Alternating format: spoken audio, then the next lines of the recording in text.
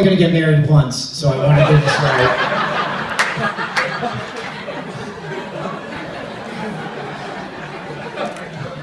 You guys are laughing now.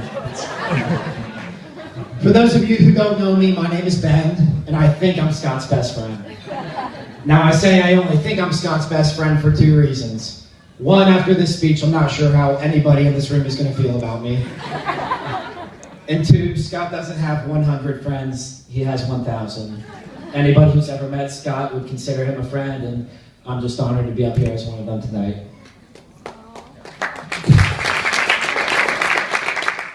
Calm down.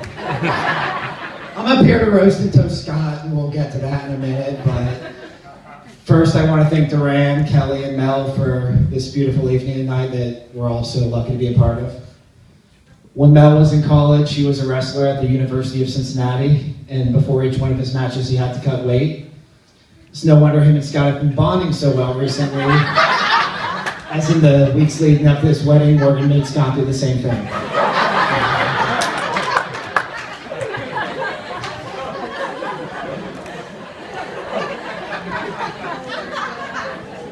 Duran, you've hit the jackpot adding Morgan to the Darbyshire family. And like any parents, Kelly and Mel wanted their daughters to grow up to marry somebody handsome, mature, successful. It happened a few years ago when Kristen married Brian. And now you guys have two chances to make it happen again.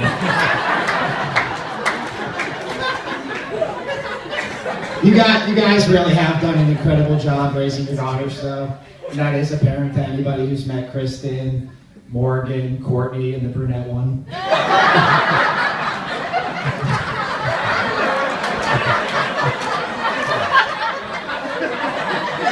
Even though none of them have been single for just a second since I've met any of them, it's really, I mean, Scott's joining an amazing family, and I think that's obvious to everybody in this room.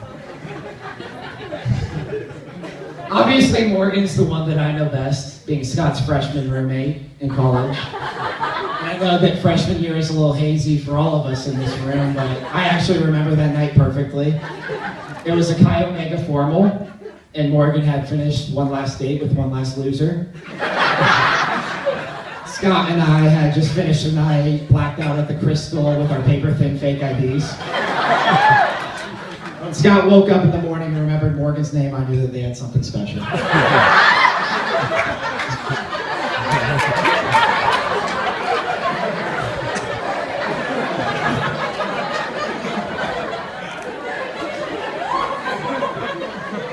It wasn't all sunshine and rainbows, though, as a few nights before we left to go home for summer vacation, Scott, he urinated in Morgan's bed, as he is wont to do.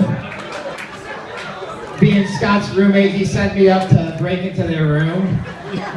And when I broke in there, I saw Morgan's comforter sheets, pillows all wrapped into a ball reeking of Natty Light.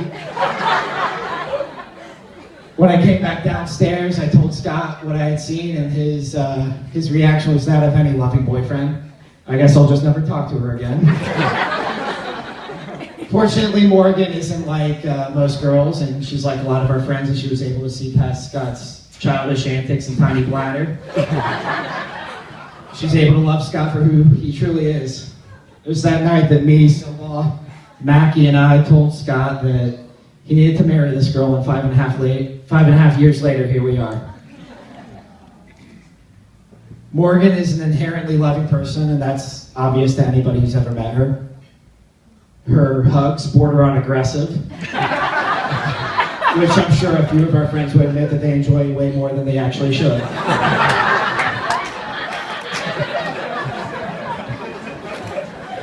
Morgan spends her days working with special needs kids in the first grade and kindergarten, which is a challenging job, of course. But it's actually not all that challenging when you consider how she spends her nights.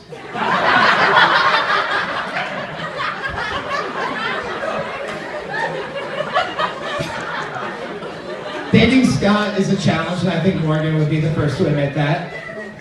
I bet you probably thought it wouldn't be until you had a kid that you had to explain to somebody that there are better wardrobe options than hunter green shorts and a lime green t-shirt from freshman year orientation. or that you shouldn't cut your hair unless you're capable of making it look better than a wannabe UFC fighter. But Morgan, you are beautiful inside and outside. Tonight you are especially beautiful on the outside. Wish you eat a damn cheeseburger every once in a while. It's obvious to everybody in this room that Scott clearly has outkicked his coverage. Despite what I'm about to say about Scott, I want you all to know that he is a pretty good guy. Whether it's lying to a principal in high school about a hotel party gone wrong, or having my back in a fight that he started in the first place, Scott's always been there for me. And I appreciate that, Scotty. None of us will ever admit this, but Scott is the guy that we all truly wish that we were. He's funny, he's kind, he's marrying a smoking hot blonde. If that's not the American dream, I don't know what is. Morgan may have been Scott's first real girlfriend in college, but Morgan's not the first person that Scott embarrassed himself in bed with. And this is kind of awkward because that person is in this room tonight. That person is me. It was our first night at college, and Scott and I were ready for a night out on Court Street. Sitting in room 237 of Washington Hall, Scott pulled out a bottle of vodka that he had stolen from his parents' liquor cabinet. Setting the tone for that year, we finished off the bottle. We helped ourselves puke in the bathroom. We didn't make it out of the dorms. And in the morning, we woke up laying next to each other in the same bed because neither of us wanted the other one to sleep in the top bunk. Your tolerance may have grown, your caretaker may have changed, but you're still the big spoon that I woke up to that night. Scott and Morgan have never fought, which is incredible, really, if you think about 5.5 years. Except for the one time that Scott accidentally overdosed on cough syrup. Convinced himself that Morgan went on a reality dating show. And even then, he still called Morgan and said all he wanted was for her to be happy. Which is, I mean, it's adorable in a kind of messed up way. I think the best way for me to honor my friend Scott here would be to paint a picture of who he is, what makes him tick, who he is as a person. Scott loves Tupac, even though he might be the whitest person in this room. Scott loves movies, even though he doesn't understand the plot to half of them. Scott loves football, even if he let Morgan have this wedding on an Ohio State Saturday. We were all thinking it, chill out. Over everything though, who is Scott Darbyshire? He's Morgan Sanders' husband. Get used to it, pal. I think I know things, and believe me, I'll get wiser as the night goes on, but I have a theory in life, and that is, you are who you hang with. I think it holds true in any phase of life. So guys, I'm going to need you to stand up, please. Our other friends, Parky, Ty, Wooden, Wojtek. Guys, stand up, please. Scott Darbyshire, you are who you hang with. And as you enter this next phase of your life, you find yourself somewhere between a couple wannabe doctors, some struggling sports writers, and a homeless musician.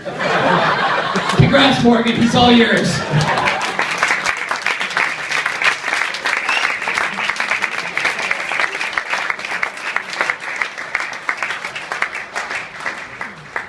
On a serious note, it is really, really cool for me to be up here, taking part in this drunken wedding that we've all been planning for the last 5 years. I also want to thank Scott for helping one of my dreams come true, as it may have taken 6 years, but I finally have the attention of a room full of Kayos.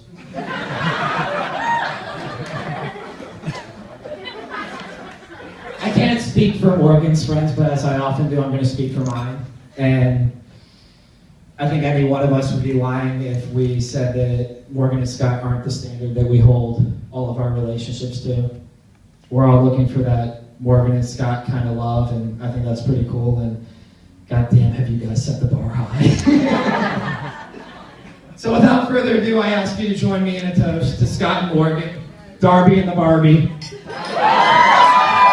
I hope that tonight is everything that you guys hoped it would be, because God knows you have everything else.